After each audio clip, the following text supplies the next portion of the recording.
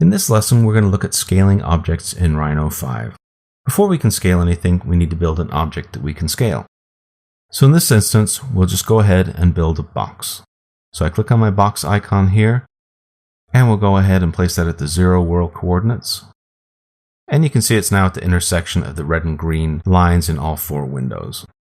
And you can see in the command line it's asking for the other corner of the base or length. To keep this easy, we're just going to make these all 10. So we'll enter 10. For width, we'll enter 10. And for height, we'll enter 10. As you can see, that gives us a nice even 10mm cube. I'm going to dimension this just so we can see what the scaling changes do. So I'll go up here to the standard toolbar, click on linear dimension, and using my snaps, I'll put 1 dimension there, 1 dimension here, and 1 dimension here. And I'll drag that out in the front viewport. Go ahead and make the perspective window larger. So you can see we have a cube that measures 10 by 10 by 10. To access the scale menu, you can go up to Transform, and then select Scale, and then choose any of the options: Scale 3D, 2D, 1D, and Non-Uniform Scale. Or the same options are available under the Scale menu down here on the toolbar. Since we're going to spend a little bit of time in this, I'm actually going to tear off this toolbar and just put it up here so we have access to it the whole time we're working. So when we look at the toolbar, you can see there are 4 icons here, and we have 3D scale, 2D scale, 1D scale, and non-uniform scale. And we'll look at all 4 of these in a moment. The first one we'll look at is 3D scale. If I click on this, you can see the command line is asking me to select objects to scale. I'm going to pick the dimensions as well so you can see the effects of what we're scaling. I'll just go ahead and hit enter. Now I have everything selected. And it's asking me for an origin point. Rhino needs to know an origin point or a point to scale from in order for it to work.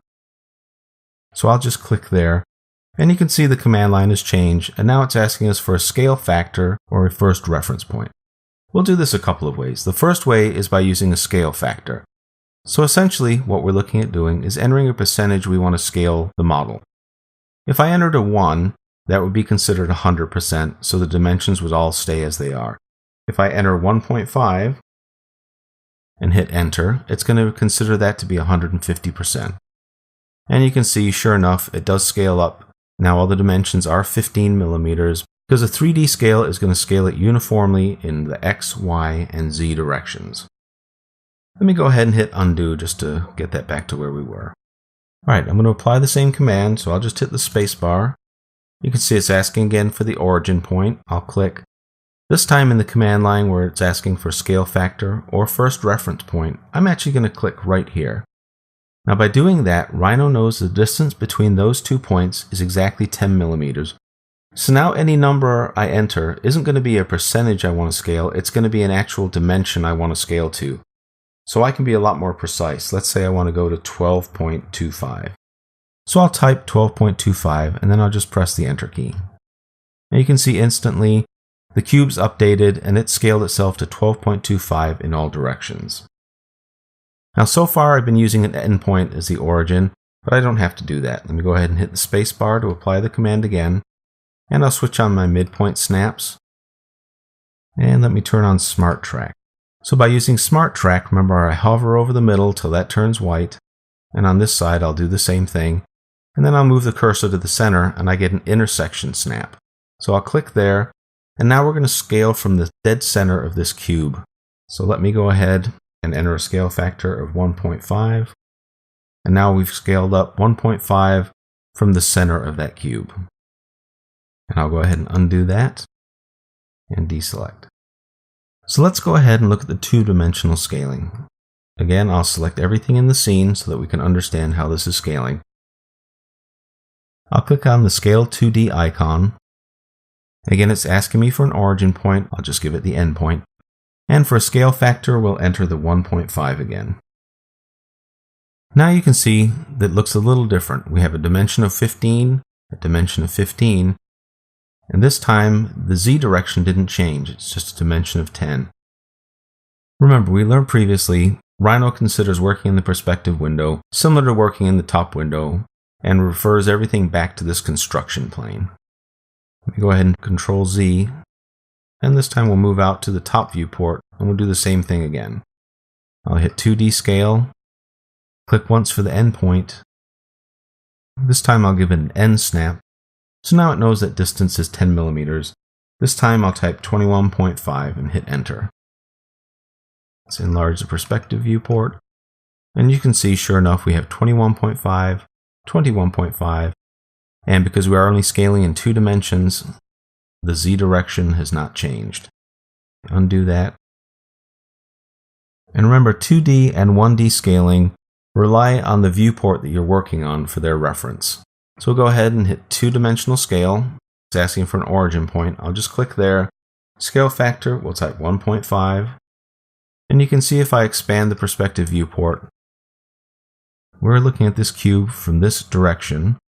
And sure enough, it scaled it to a 15 and to a 15, but it hasn't changed the Y direction at all, since the view we were looking at was a ZX view. Let me undo that. And this time we'll go to the right viewport, which you can see is a ZY viewport.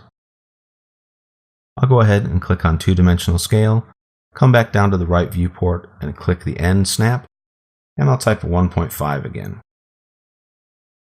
Increase the perspective viewport. And sure enough, you can see now we've scaled the box along the Z and the Y direction. So we have 15, 15, and the X direction didn't scale. Let me undo that. So that's the 2-dimensional scale. 1-dimensional scale is very similar. I'll press 1-dimensional scale, select my objects to scale and press enter. And now I'll click here and then click here. It knows that distance is 10, so I can type 12. Press enter, and sure enough, this is still 10, this is still 10, and this is now changed to 12 because we're scaling in 1 dimension. Go ahead and undo that. Press this again. This time I'll click on the endpoint here, and I'll give it a scale factor of 1.5. Now, because I haven't assigned a second point, you can see it's moving around and skewing because it doesn't know what direction I want to work from. So I can hold down Shift and go in either X or Y direction here. And as soon as I do, it changes that to 15. One thing you need to be careful with working with 1D scale is you can actually skew an object. So let me go ahead and undo that. I'll press 1-dimensional scale. This time I'll click here for a midpoint. But instead of clicking here, I'm actually going to click on the top. So now we've drawn a diagonal. So that will be the reference for my 1-dimensional scale. And as soon as I start to move, you can see the cube starts to get skewed. And if I go down into my orthographic viewport, you can see sure enough the cube is now more of a diamond shape. Let's go ahead and look at the last scale option. What the non-uniform scale does is allow me to scale in the X, Y, and Z independently, all based off of the same origin point. So I'll click on non-uniform scale. It's going to ask me for objects to scale. I'll hit enter. It's asking me for an origin point, and I'll give this origin point here. That's going to be the same origin point for all 3 of the scales I'm about to do. Now it's asking me for a scale or first reference point. I'll click here and then type a 12. And click again to apply it. Now you can see the command line is asking for a Y-axis scale. So I'll click back here in the Y direction. And I'll type 13.5, enter, and now it wants to move in the Z direction. So I'll click here for a reference point, now I'll give it a dimension of 15 millimeters. Enter that and then click to apply it. As you can see, our cube has an X dimension of 12, a Y dimension of 13.5, and a Z dimension of 15. So it's scaled independently, all based off of this origin point. And I'll just undo that. So there you have all 4 scaling options within Rhino 5.